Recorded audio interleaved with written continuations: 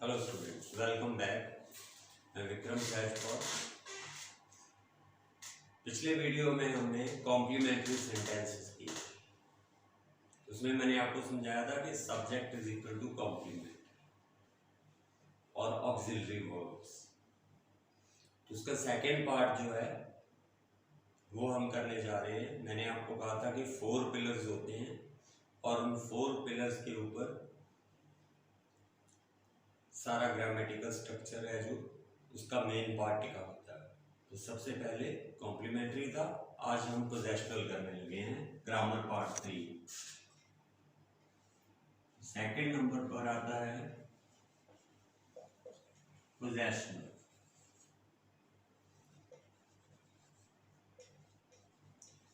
पोजेशनल sentences वही हम edges में काम करते हैं, प्रेजेंट और पास्ट। प्रेजेंट में हम यूज करते हैं हैज और हैव, और पास्ट में यूज करते हैं हैड। अब आप कहेंगे कि यहां पर फ्यूचर क्यों नहीं है? फ्यूचर जो है, अब फॉर एग्जांपल ये मार्कर जो है ये मेरे पास कल था, मैं प्रूव कर दूंगा, बिल दिखा दूंगा या कोई विटनेस ले आऊंगा। आज है, ये मैं आपके सामने खड़ा हूं, मेरा मार्कर है, मैंने बाय किया है, लेकिन कल सुबह ये मेरे पास होगा, ये मैं प्रूव नहीं कर सकता। जैसे आप पुलिस स्टेशन में जाकर ये नहीं कह सकते कि इस व्यक्ति ने, इस इंसान ने, इस ह्यूमन बीइंग ने कल सुबह जो आने वाला है मेरा 20,000 रुपया चुरा लिया, वो आप पर हंसेगी। तो कोई कोर्ट, कोई लॉ, कोई सिस्टम ये मानने को तैयार नहीं होगा कि फ्यूचर में पोजेशन हो सकता है। फ्यूचर में हम प्रेडिक्ट कर सकते हैं, किसी चीज को इमेजिन कर सकते हैं, लेकिन हम प्रूव नहीं कर सकते। तो इसलिए ये पोजेशनल सेंटेंसेस हैं। तो पोजेशन जो है वो या तो प्रेजेंट में होता है या पास्ट में होता है। तो यहां पर मेरे ख्याल में ये बताने की जरूरत है नहीं कि सिंगुलर के साथ हैज लगता है और प्लूरल के साथ हैव लगता है। लेकिन एक बात मैं आपको बता दूं कि जैसे आई, वी, यू, दे, प्लूरल, इनके साथ हैव लगता है। ही, शी, इट, सिंगुलर के साथ हैज लगता है। अब यहां पर मैं आपसे एक क्वेश्चन, शायद आपके दिमाग में कभी ना आया हो या आया हो तो आपने भी शायद पूछा हो या आपको बताया गया या नहीं बताया, बहुत इंपॉर्टेंट क्वेश्चन है कि आई क्या प्लूरल है, यू क्या प्लूरल है? ये तो सिंगुलर होते हैं। आई मतलब मैं अकेला हूं, यू हम एक पर्सन को बोलते हैं, तो इनको प्लूरल में क्यों रखा हुआ है? इनके साथ हैव क्यों लगता है? तो इस क्वेश्चन का आंसर है जो वो ये है कि जो आई और यू है ये 2 जेंडर्स को रिप्रेजेंट करते हैं। लड़की भी अपने आप को आई कहेगी, लड़का भी अपने आप को आई कहेगा। लड़की को भी आप यू कहेंगे, लड़के को भी आप यू कहेंगे। तो 2 जेंडर्स हो गए ना। तो 2 जेंडर्स को आई और यू ये 2 रिप्रेजेंट करते हैं, इसलिए इनको प्लूरल की कैटेगरी में रखा गया है। ही का मतलब लड़का, शी का मतलब लड़की, यहां पर अलग अलग कर दिया तो ये सिंगुलर हो गए।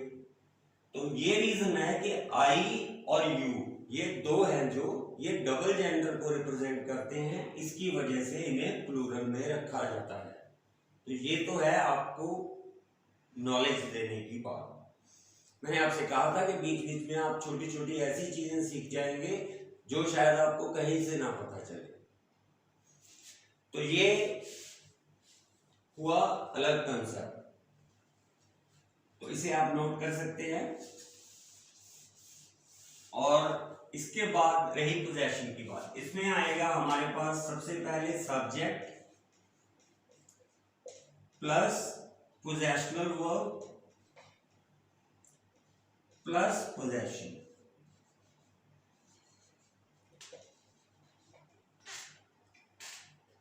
I have a book। तो सेंटेंस को पहले मैंने जैसे आपको बताया तोड़ दीजिए। सब्जेक्ट, पोजेशनल वर्ब, ये नंबर को डोनेट कर रहा है, ये हो गया पोजेशन। तो सब्जेक्ट का पोजेशन जो है वो इस पर है, अधिकार। ये अधिकार को दिखाता है, या हम कहते हैं पास। ये मैटीरियलिस्टिक भी हो सकता है, ये इमोशन या फीलिंग के साथ भी हो सकता है,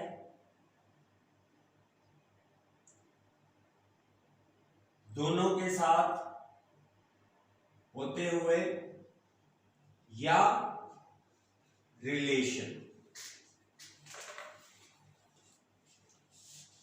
अब आई का पोजेशन बुक के ऊपर है। आई के पास क्या है?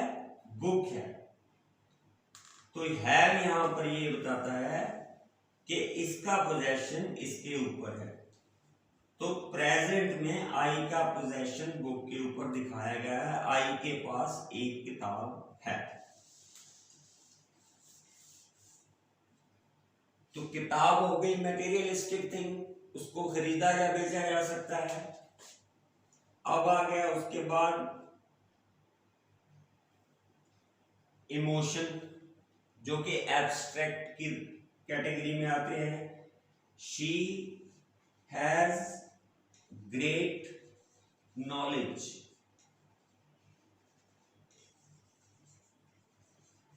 नॉलेज एब्स्ट्रैक्ट है, तो शी फिर तोड़ेंगे इसे।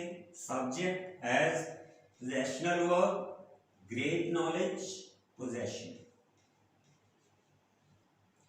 इसका पोजेशन इसके ऊपर है, प्रेजेंट में है, हैज लगा हुआ। They have one brother. उनका एक भाई है। ये रिलेशन हो गया। तोड़ दीजिए। They, subject, have, possessional verb, one brother, possession. ये रिलेशन की बात होगी। तो पहले बुक की बात की, वो मटेरियलिस्टिक थी। अब उसके बाद हमने इमोशंस में आ गए, एब्स्ट्रैक्ट में आ गए, तो नॉलेज की बात की। तो प्रेजेंट में शी के पास नॉलेज है, दे के पास क्या है? One brother. तो ब्रदर पे हमारा प्यार का अधिकार होता है, तो इसलिए ये भी पोजेशन में आ गया। अगर पास्ट में हो तो हम कहेंगे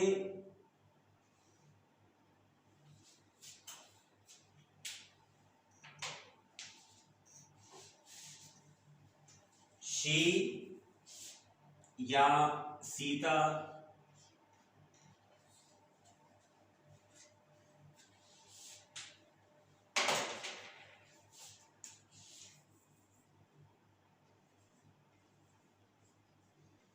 had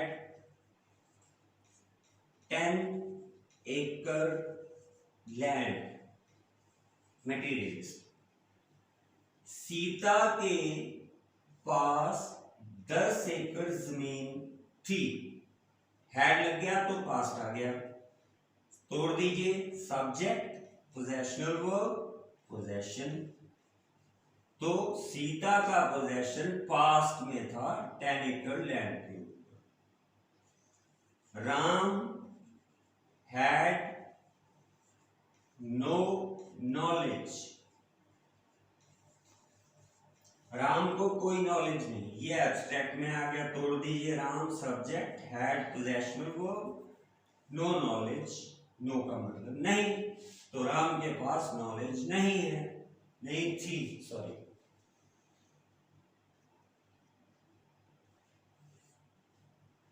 Deepak had one sister, Deepak की एक बहन थी।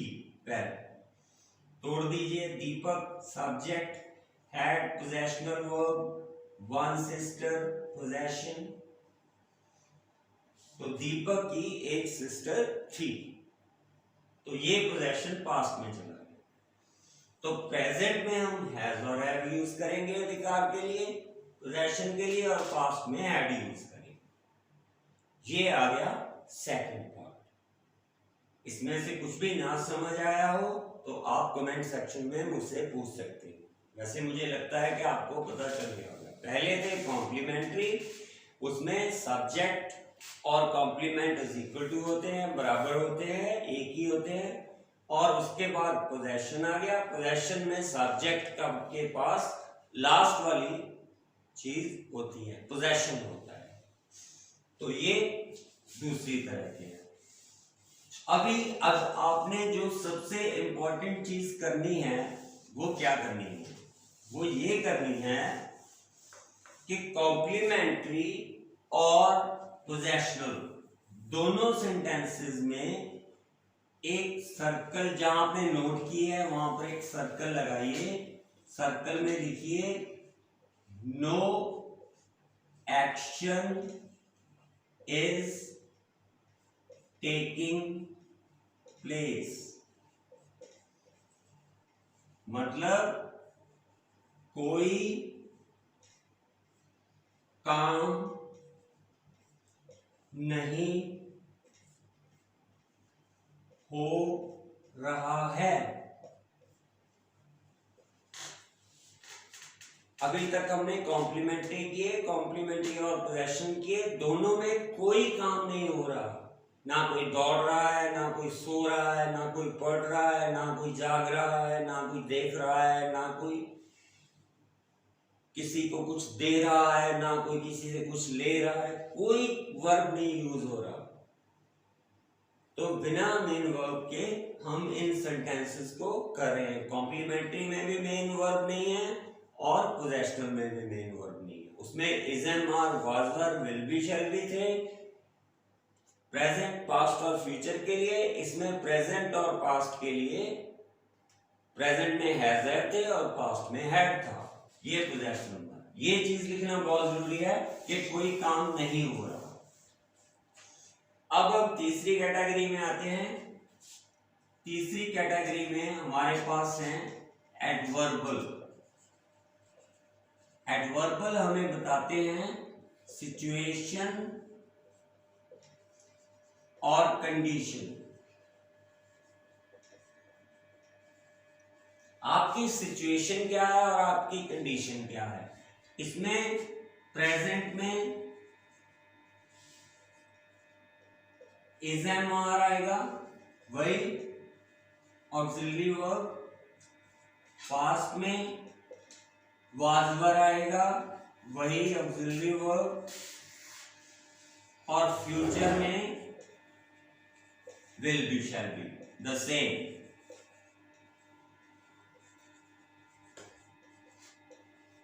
इसमें हम सेंटेंस का कॉन्सेप्ट क्या रखेंगे? सबसे पहले subject plus auxiliary verb plus preposition. ये चेंज आ गई। प्लस कंडीशन और सिचुएशन।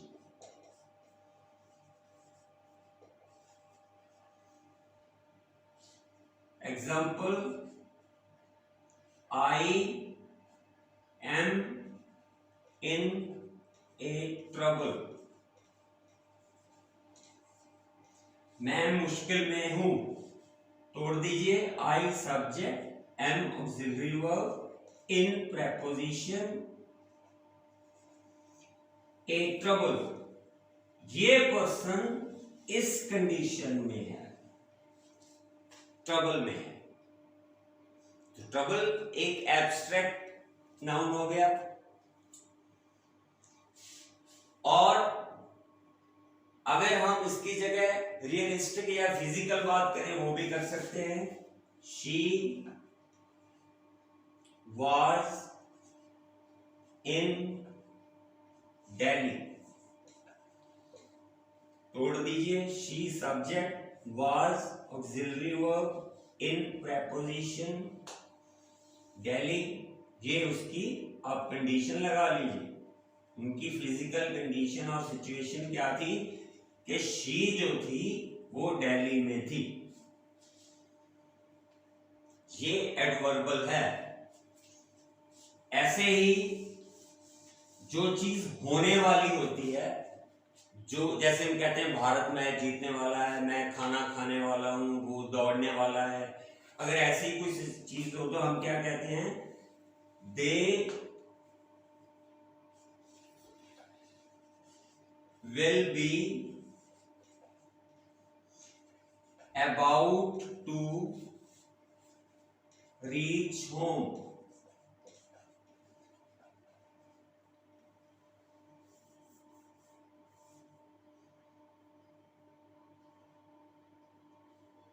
about to का मतलब है जो चीज होने वाली है।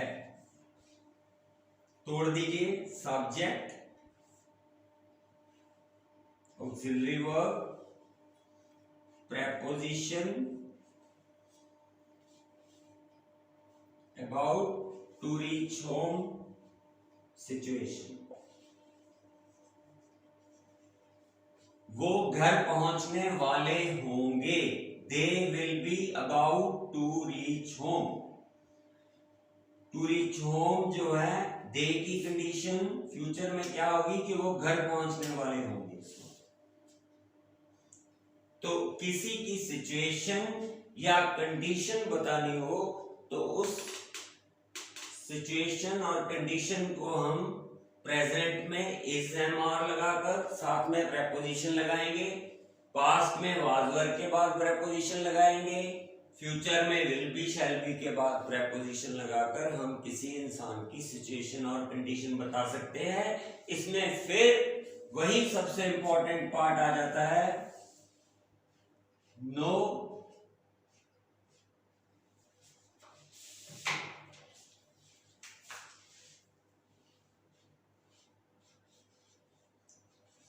एक्शन। अभी तक हमने 3 पार्ट किए हैं, कॉम्प्लीमेंट्री, पोजेशनल, एडवर्बल। तीनों में हमने मेन वर्ब नहीं यूज किया, ये सबसे इंपॉर्टेंट चीज है। तो इन सेंटेंसेस को आप देखकर बता सकते हैं कि सर ये पोजेशनल है, ये एडवर्बल है। एडवर्बल देखना कैसे है, ऑक्सिलरी वर्ब के एकदम बाद प्रेपोजिशन लगी हो और इंसान की कंडीशन बताई गई हो, चाहे वो मेंटल है चाहे फिजिकल है, उसको डिस्क्राइब किया गया हो, प्रेजेंट में बता सकते हैं, पास्ट में बता सकते हैं, फ्यूचर में बता सकते हैं, तो इट विल बी हेल्पफुल। ये तीसरा पिलर हुआ। अब जो चौथा और लास्ट सबसे मेन है वो है टेंसेस। उसमें है शेयर एक्शन, पूरे का पूरा एक्शन। तो अब हम वर्ब के अंदर एंटर करेंगे, लेकिन उससे पहले हमें क्या करना है, उससे पहले हमें यूज होने वाले जितने भी पार्ट्स ऑफ स्पीच हैं वो पता होने चाहिए। में फर्स्ट पर सब्जेक्ट, जो शायद मैंने आपको अब तक जो चीजें नहीं बताई, ऑब्जेक्ट,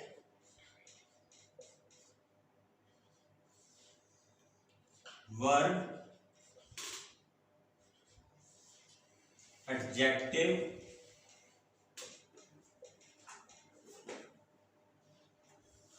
एडवर्ब,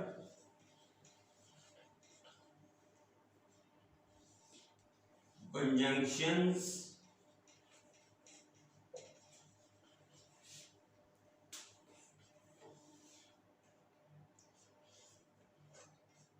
डिटर्मिनर्स,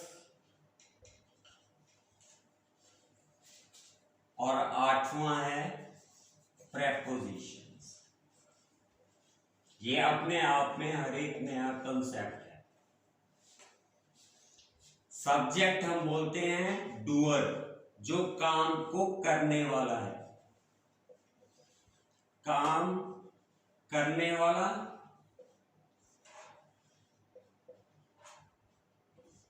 या जिसकी बात हो, जिसके बारे में हम बात करें।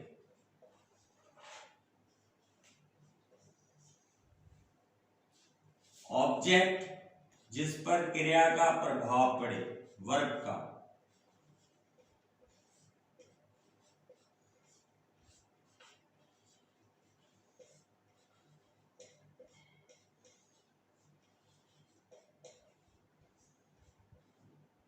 अभी तक हमने ऑब्जेक्ट के बारे में बात ही नहीं की। फर्स्ट कॉम्प्लीमेंट्री में लास्ट जो था वो कॉम्प्लीमेंट था, दूसरे पोजेशनल में जो लास्ट था वो पोजेशन था, उसके बाद हमने जो एडवर्बल किया वो सिचुएशन थी।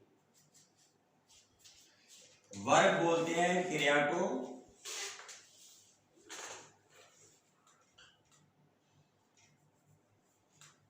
एडजेक्टिव विशेषण,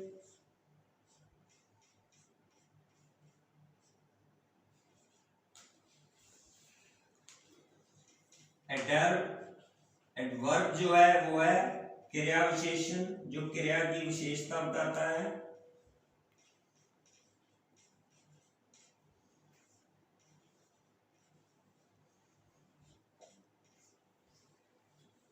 कंजंक्शन है जो, ये योजक है जो जोड़ता है दो वाक्यों को और सेंटेंसों को। वाक्य या सेंटेंसेस।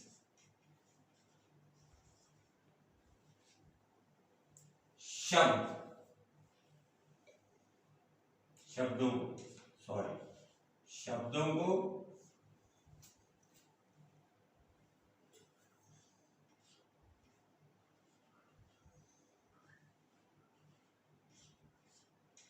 या सेंटेंसेस को। और डिटर्मिनर्स हैं, ये दिशा सूचक है, ये हमें दिशा निर्धारित करते हैं। इनको मैं आपको समझाऊंगा, पूरा एलैबोरेट करूंगा। और प्रेपोजिशन जो है ये कारक है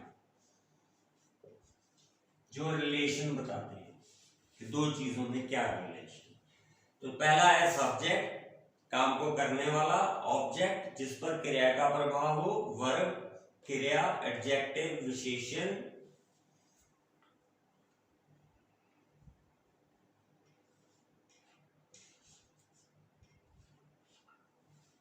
एडवर्ब क्रिया विशेषण जो क्रिया की विशेषता बताए, कंजंक्शन योजक जो शब्दों या सेंटेंस वाक्यों को जोड़ता है। सेंटेंसेस की जगह वाक्य कर लीजिए।